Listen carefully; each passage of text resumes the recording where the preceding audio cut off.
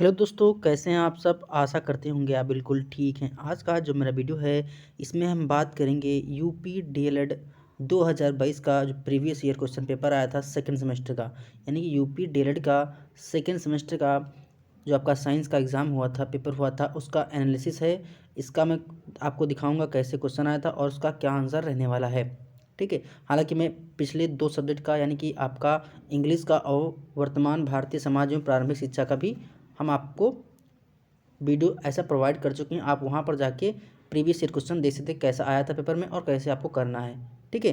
हालांकि होता क्या है, इंग्लिश में बहुत लोगों की बैक आ जाती है, क्योंकि उसमें क्या होता है, मोस्टली आपने देखा होगा इंग्लिश में सबकी बैक आती है। तो इंग्लिश का ऑलरेडी मैंने पहले ही उसका वीडियो अपलोड कर चुका हूँ, आप उसको देख लीजिए, कर लीजिए, आपको पता चल जाए कि एग्ज़ाम में पेपर कैसे आता है। ठीक है। अब आज हम पढ़ेंगे साइंस के बारे में कि साइंस के पिछली बार पेपर जो आपका 22 जनवरी को हुआ था कैसा आया था। ठीक है। और सलूशन भी बताएंगे। तो देखिए, द्वितीय सेमेस्टर 2022 का आपको दिखाई दे रहा होगा, विज्ञान का पेपर है, तृतीय प्रश्न पत्र। कहने का मतलब है ये तीसरा प्रश्न पत्र था। ठीक है। समय आपका 1 घंटा रहेगा और पूर्णांक आपका 25 होगा। आपको बता दें कि पासिंग मार्क आपका 13 नंबर रहने वाला है और 1 घंटे का समय होता है। 1 घंटे में आपको बहुत सारा कुछ लिखने को होता है। अगर आप स्पीड से नहीं लिखेंगे तो आपका पेपर छूटने के चांस ज़्यादा रहते हैं। ठीक है। नेक्स्ट देखिएगा आप, लिखा है सभी प्रश्न अनिवार्य हैं, प्रत्येक प्रश्न के निर्धारित अंक उनके सामने दिए गए हैं। यानी कि आपको क्वेश्चन का कितने नंबर का है उसके सामने दिया गया है। आपको इसमें कोई भी अथवा या और करके क्वेश्चन नहीं मिलेगा। जितने भी करने हैं सब कंपलसरी होंगे।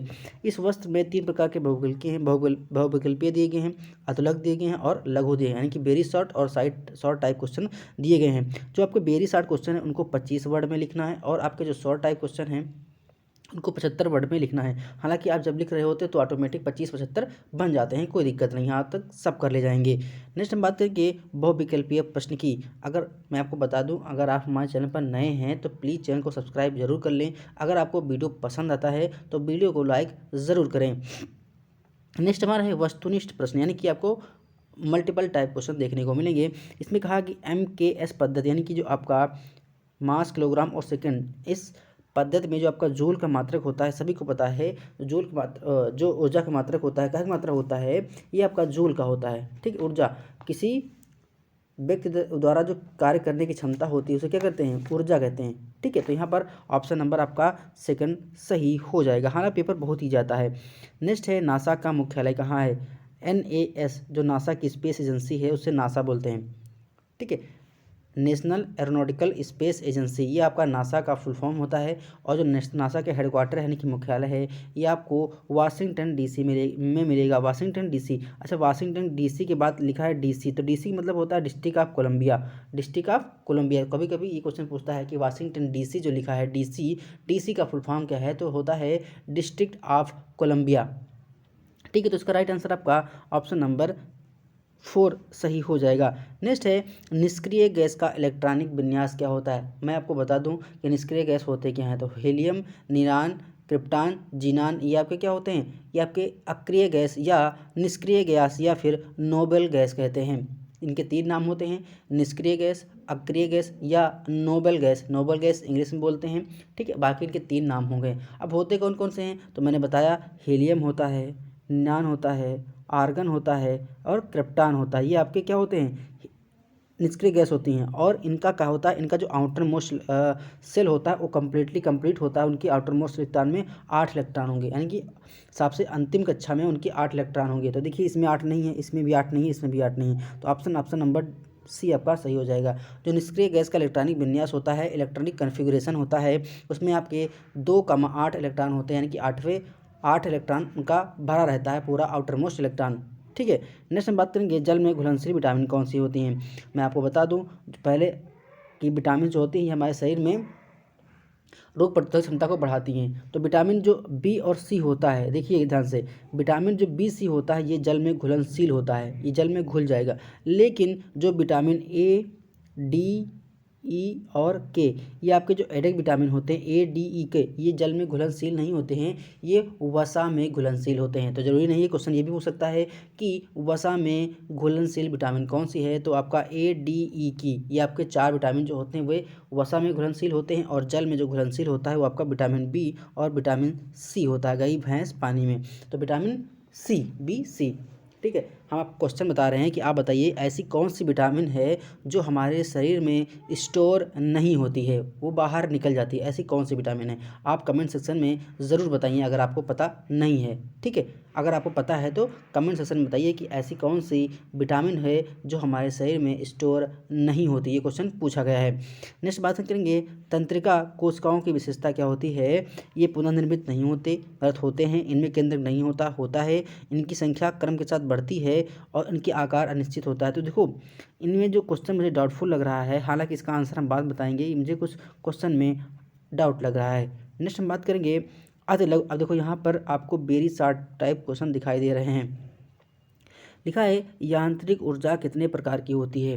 अच्छा, यांत्रिक ऊर्जा क्या होती है, इसे मैकेनिकल एनर्जी क्या होती है। तो मैकेनिकल एनर्जी सभी को पता है, जो मशीनों द्वारा की जाती है, मशीन द्वारा। जैसे साइकिल क्या है, ये यांत्रिक ऊर्जा का उदाहरण है, मोटरसाइकिल है या किसी लिफ्ट हो गई, ये आपके यांत्रिक ऊर्जा के उदाहरण होते हैं। ठीक है, और यांत्रिक ऊर्जा होता क्या है, तो ये आपकी स्थितिज ऊर्जा यानी कि स्थितिज ऊर्जा और आपकी प्लस जो आपका गतिज ऊर्जा होती है, इसका जो योग होता है वो आपका क्या होती है, यांत्रिक ऊर्जा होती है। मैं जो बोल रहा हूँ वो आप सुनिए, स्थितिज ऊर्जा प्लस गतिज ऊर्जा बराबर यांत्रिक ऊर्जा, ये हमारी यांत्रिक ऊर्जा के प्रकार होते हैं। तो आप क्या लिखेंगे, यांत्रिक ऊर्जा के प्रकार कौन से हो जाएंगे, आपकी गतिज ऊर्जा हो जाएगी और आपकी स्थितिज ऊर्जा हो जाएगी। देखिए हालांकि आप इसमें 25 वर्ड कहाँ से लिख देंगे, तो आप बना के लिख सकते हैं कि स्थितिज ऊर्जा प्लस गतिज ऊर्जा का जो योग होता है वो हमारी यांत्रिक ऊर्जा होती है। जैसे आप एग्जाम्पल लिख दीजिएगा, बस का, ट्रक, ये सब बात क्या होते हैं, यांत्रिक ऊर्जा के उदाहरण होते हैं। तो 25 वर्ड आपके ऑलरेडी बन जाएंगे। नेक्स्ट हम बात करेंगे, सौरमंडल में 8 ग्रहों के नाम लिखिए। यानी आपके सौरमंडल में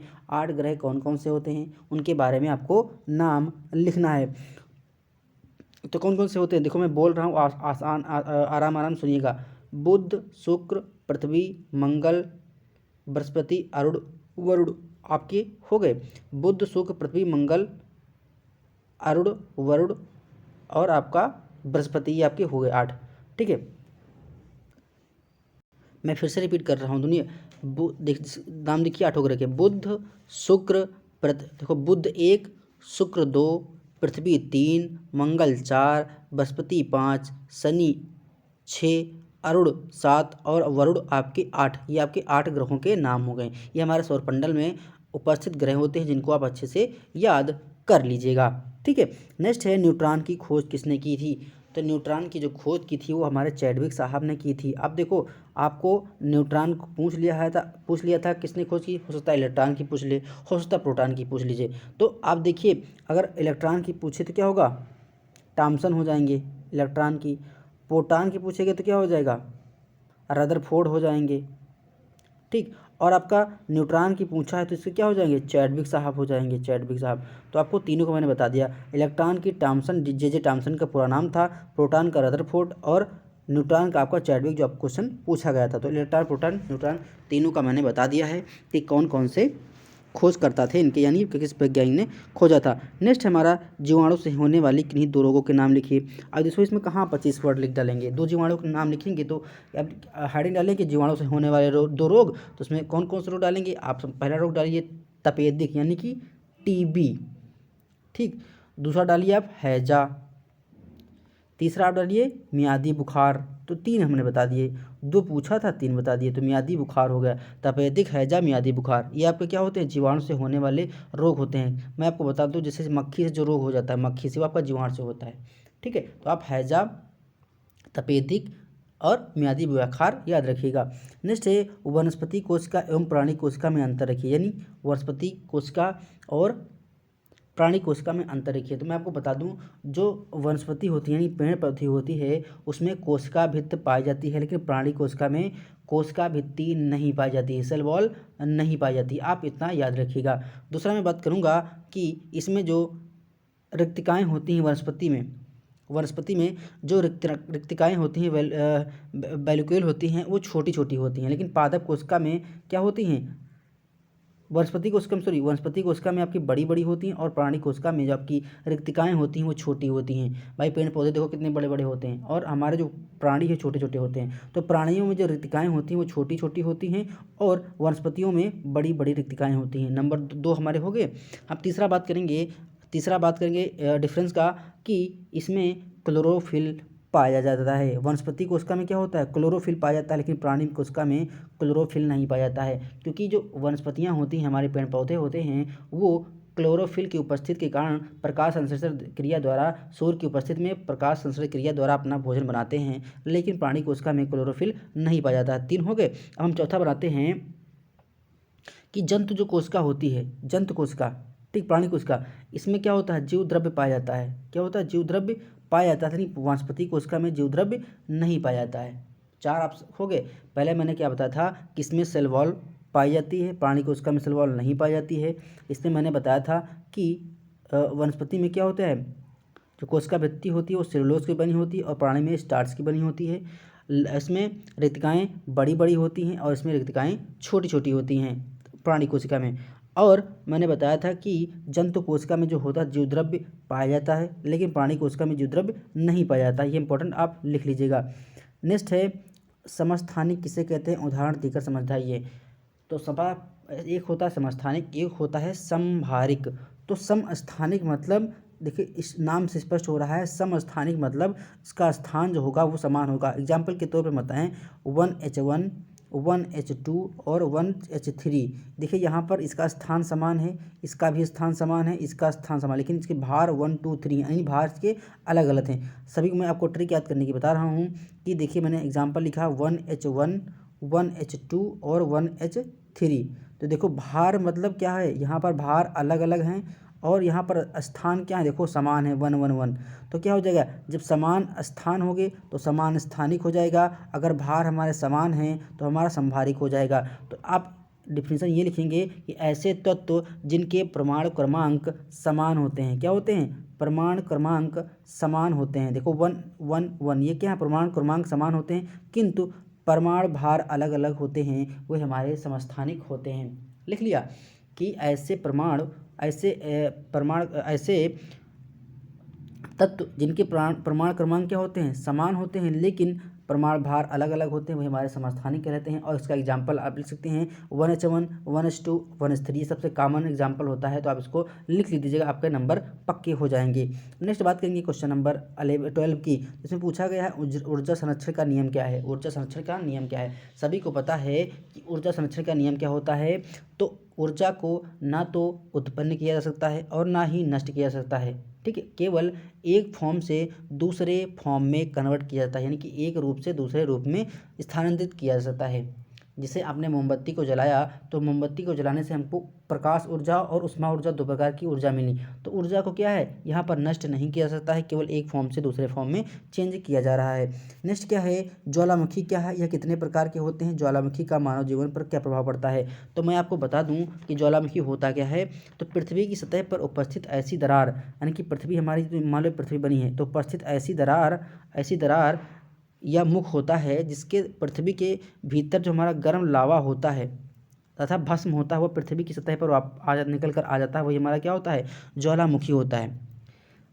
फिर से मैं रिपीट कर रहा हूँ कि पृथ्वी की सतह पर उपस्थित ऐसी दरार या मुख होता है जिससे पृथ्वी के अंदर जो हमारा गर्म लावा या भस्म होता है वो पृथ्वी की सतह पर उपस्थित हो जाता है, जिससे हम ज्वालामुखी की संज्ञा देते हैं। और ये आपका कितने प्रकार का होता है, होता वैसे 2 प्रकार का है, लेकिन एक थर्ड टाइप भी होता है। पहला हमारा होता है सक्रिय ज्वालामुखी, दूसरा हमारा होता है मृत ज्वालामुखी और तीसरा हमारा होता है प्रसुप्त या सुप्त ज्वालामुखी। तो 3 टाइप इसके लिख लीजिएगा। पहला आप सक्रिय ज्वालामुखी लिखिएगा, दूसरा अपना मृत ज्वालामुखी लिखिएगा और तीसरा आपका सुप्त ज्वालामुखी लिखिएगा, ठीक है। आपसे पूछा गया है कि मानव जीवन पर ज्वालामुखी का प्रभाव क्या है। तो इसके 2 प्रभाव हो सकते हैं, एक सकारात्मक प्रभाव होता है और एक नकारात्मक प्रभाव होता है। सकारात्मक प्रभाव यह होता है मानव जीवन पर कि जहाँ पर ज्वालामुखी विस्फोट होता है तो ज़मीन के अंदर से जो लावा मैग्मा बाहर निकलता है, मान लो ऐसे ज्वालामुखी होती और ये फट गई, ठीक, ये फट गई और ज्वालामुखी जब फटती है तो ज्वालामुखी के अंदर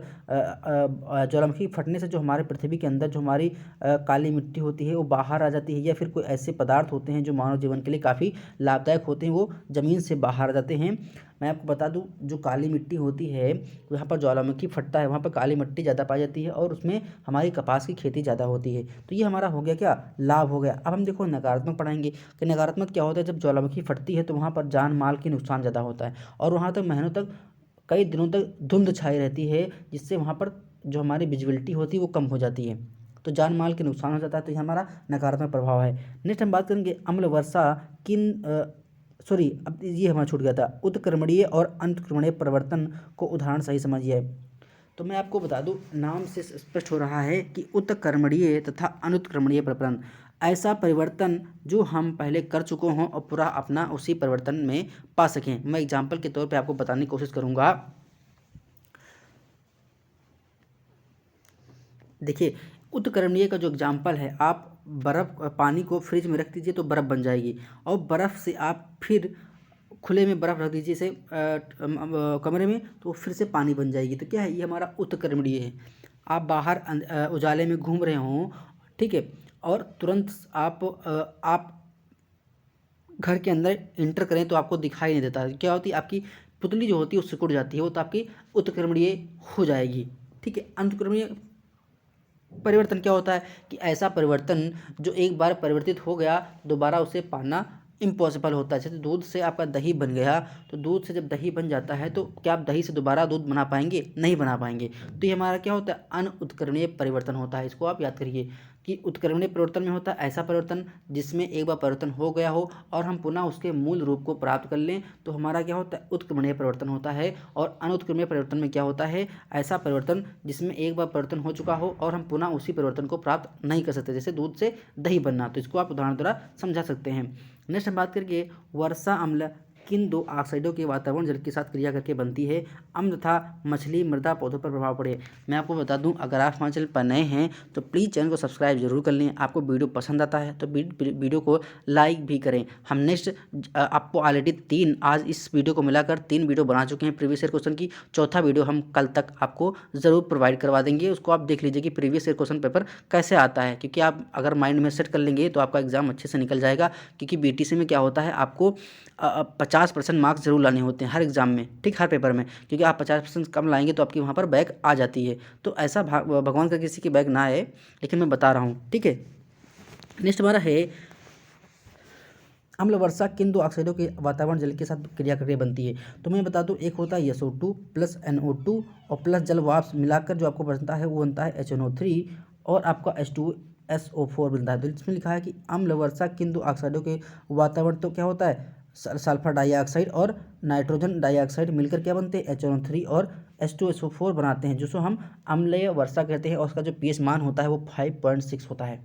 ठीक है, जो बारिश होती है उसका जो pH मान होता है वो 5.6 होता है। इसीलिए हम कहते हैं कि जो बारिश हुई वो अम्लीय वर्षा हो रही है। तो किन ऑक्साइडों से मिलती है, तो आपका सल्फर डाइऑक्साइड और नाइट्रोजन डाइऑक्साइड के मिलने से हमारा HNO3 और H2SO4 बनता है। इसे हम अम्लीय वर्षा की संज्ञा देते हैं। अब जिसमें कहा गया है अम्ल वर्षा का मछली मृदा एवं पौधों पर क्या प्रभाव पड़ता है।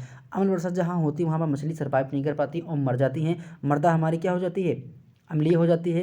पौधों पर क्या प्रभाव पड़ता है, पौधे सूखने लगते हैं और उनकी जड़ें सड़ने लगती हैं। नेक्स्ट हमारा है कंकाल तंत्र के कार्य लिखिए। जो कंकाल तंत्र होता है इसका क्या कार्य होता है उसके बारे में डिस्कस करने वाले हैं। कंकाल तंत्र क्या होता है,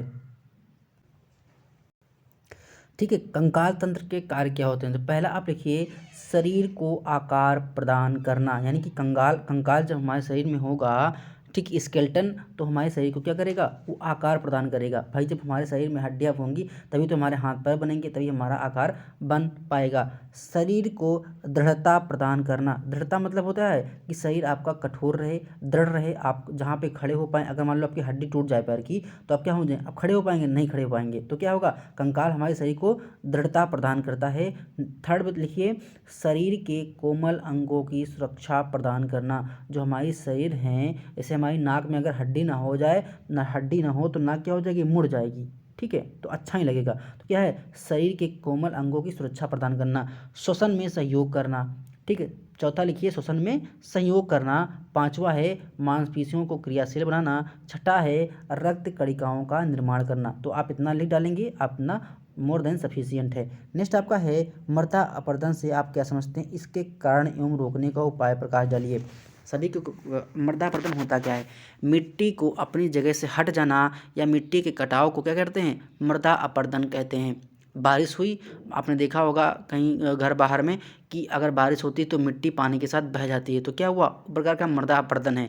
इसमें पूछा इसके कारण क्या है, तो इसके कारण क्या है, अगर अंधाधुंध कटाई है, ठीक है, और अंधाधुंध कटाई है, घर बनवाने जा रहे हैं तो मिट्टी का क्या हो जा रहा है, कटाव यहाँ से वहाँ ले जा रहे हैं, तो ये कारण हो रहे हैं। इसको रोकने के उपाय क्या हैं, अधिक से अधिक पेड़ लगाएं, ठीक है, लोगों को जागरूक करें और मृदा खनन को रोकें, ये हमारे उपाय होते हैं। नेक्स्ट है तंत्रिका ऊतक का नामांकित चित्र बनाइए तथा इसके इसके कार्य के बारे में लिखिए। तो तंत्रिका ऊतक का नामांकित चित्र गूगल से लिख, यही क्वेश्चन आप क्या करेंगे, गूगल से लिखेंगे तो आपका पूरा कंप्लीट हो जाएगा, ठीक है, इसको आप कर लीजिए। अगर आप हमारे चैनल पर नए हैं तो प्लीज़ चैनल को सब्सक्राइब जरूर करें। मिलते हैं नेक्स्ट वीडियो में नेक्स्ट अपडेट के साथ। आपका दिन शुभ हो, मंगलमय हो।